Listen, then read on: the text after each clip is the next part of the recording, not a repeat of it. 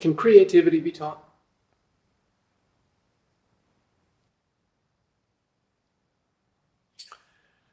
Can creativity be taught? That's a hard question. Can creativity be taught?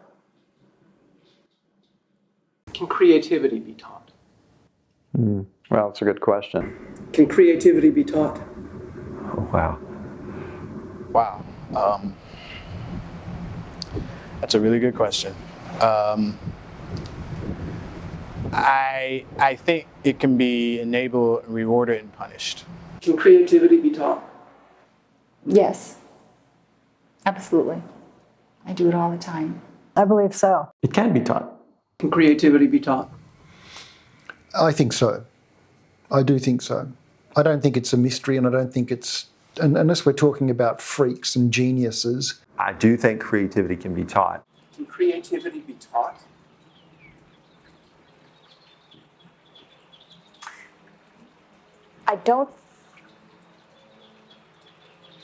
No, I don't think it can be taught. I don't personally think it can be taught. To a certain level, design can absolutely be taught.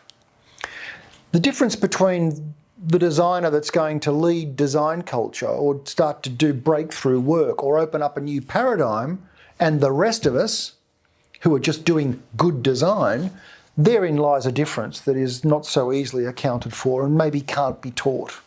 It can perhaps be inspired but not taught. It can't be taught, by definition it can't be taught because it's not known. I would say that you can enhance someone's creative capability greatly. Can creativity be taught? It can be fostered. Creativity is a way of life. It's a way of being, and it's something that you have to live. And to ask someone to do that, it can be really challenging at times. So, in my experience, I do think it's something that you could foster in a student. Yes. Can creativity be taught? And if so, how does your way of teaching studio help accomplish that? I don't know if creativity can be taught, but it can definitely be fostered. So everyone has their own creative spirit, and some people are hardwired to, I think, inherently be greater risk takers, which might be perceived as more creative. I don't think that's necessarily true. I just think that everyone has their own ability to take risk and feel comfortable in it. The educational environment is a place where you can experiment. It's a place where you can try ideas, push ideas.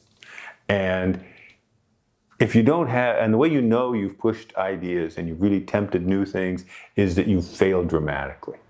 You've just crashed and burned.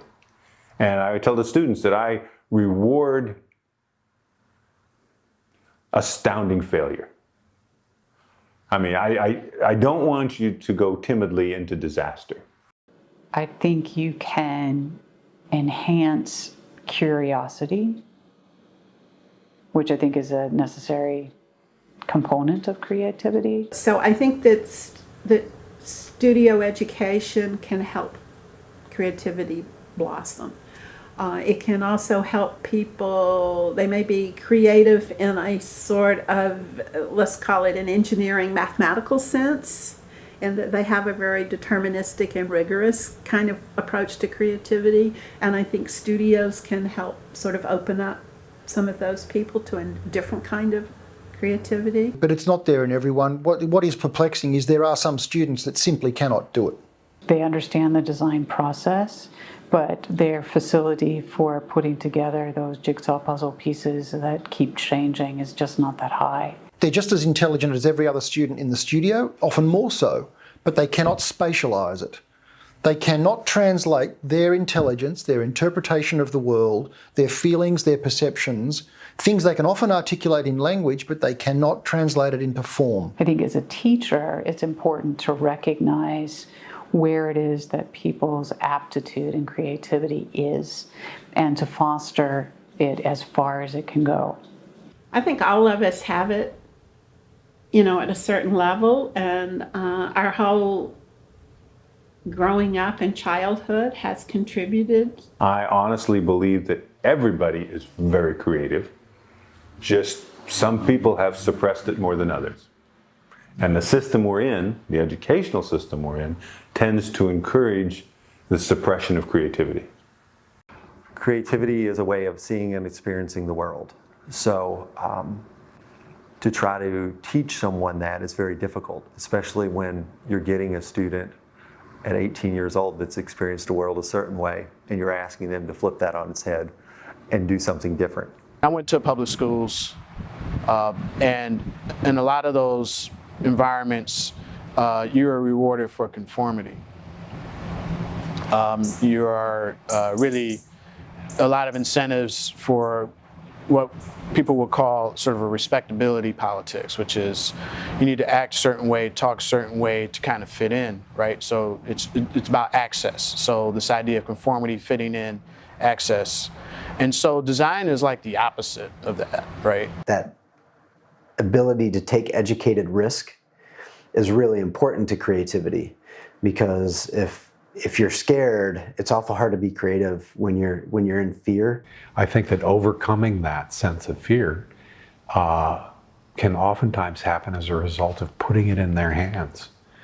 Getting them to self-initiate means that they lose themselves in the experience of solving the problem, as opposed to continuing to fear whether they're measuring up to my description of the solution. Some people have been brought up in a way, and their interest and exposure have been in a way that at that point they seem less creative than others. And I think certain kinds of studio exercises can free those people, so to speak, and I've certainly seen that happen. Can strength be taught? Can courage be taught? Can patience be taught? Yeah.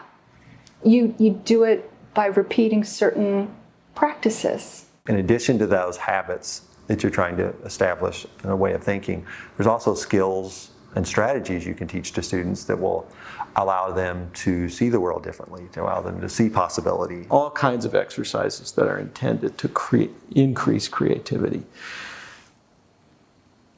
Some of them worked, I think. To observe through whatever forms of drawing, photo documentation, analysis, plotting. All of these techniques are about building up a reserve of a kind of strength we call creativity. You know, and that gets to their ability to see multiple answers, your ability to see connections that other people don't see. All those aspects of creativity, we all have them, and our job is just to set up the circumstances.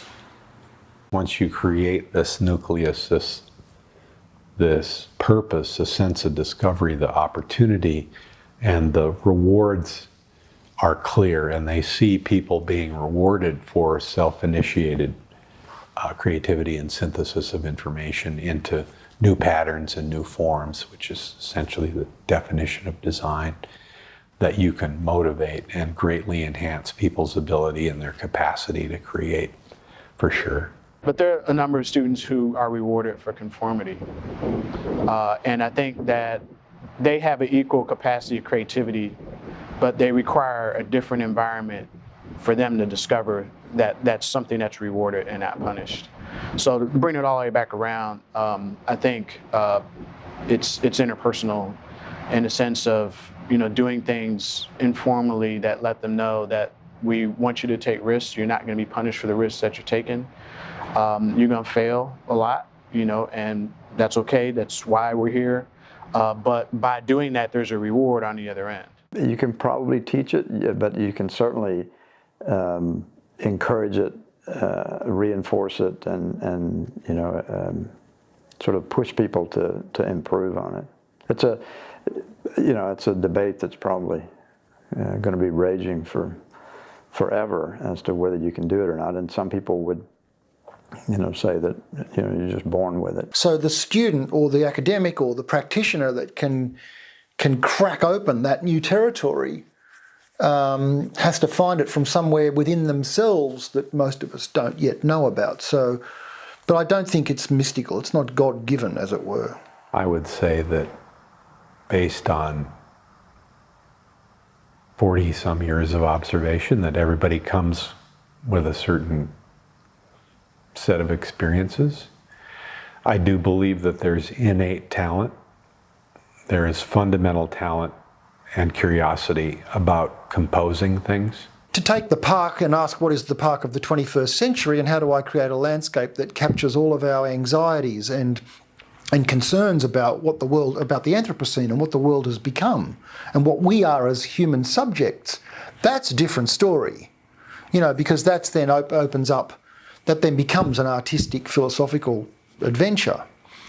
And, so I think students that can think like that or wish or have the ambition that their work will be about those sorts of topics can be distinguished from the rest. And I think that some people kind of come in with that, the folks with the swagger, the folks that are, you can tell they've been entitled and privileged their entire lives and like they haven't listened to anybody tell them anything since then. We celebrate those. I don't think you can replicate those, but I think that for the folks who don't come from that background, I think you can position them in different ways and you can champion them in very specific personal mentoring kind of ways to say, we know that this is how you got here. You had to have this kind of behavior and this kind of attitude to get to this place, but you need to know that now that you're here, we're actually encouraging you to really look at yourself hard, and draw from that as strength. I would buy that you can understand somebody's, the level at which they're at now, but I don't think you have any understanding of what their ultimate capacity is. So I guess I wouldn't say creativity can be taught. I would say situations can be created where people's inherent creativity is released and they discover it in themselves. Encouraging them to step out of that shell and out of that box and express who they truly are requires work. It does, and a lot of personal work. But if someone is able to accept the fact that this is something that they can grow into this and to kind of embrace some of these ways of thinking, I think that you can develop that and foster that in someone. And it may be over a lifetime. It's not something that you learn in a 3-credit-hour class. It's much more than just something that some people are born with and others aren't. I think it's a really important aspect, again, of more research that needs to be done. That sometimes we're developing students' creativity because it's what we do intuitively, but there is a lot of information out there that tells us that we can be doing that in a much more deliberate and strategic way, and it can really have a great impact on them. I also think that because creativity is within each of us, when the students do like a big project, a service project, and present it, and it's well thought out, and it's hopefully beautifully done and beautifully resolved or presented, that the audience appreciates the creativity. It resonates with them. And sometimes maybe we undervalue that as professionals, that this creativity, it's within each of us. Some of us get to explore it, the lucky ones in landscape architecture or in design fields. Some of us get to explore it, others do not, but it doesn't mean that they don't have it, the seed within them, or the capacity to appreciate it. That's why we get work, because people appreciate it.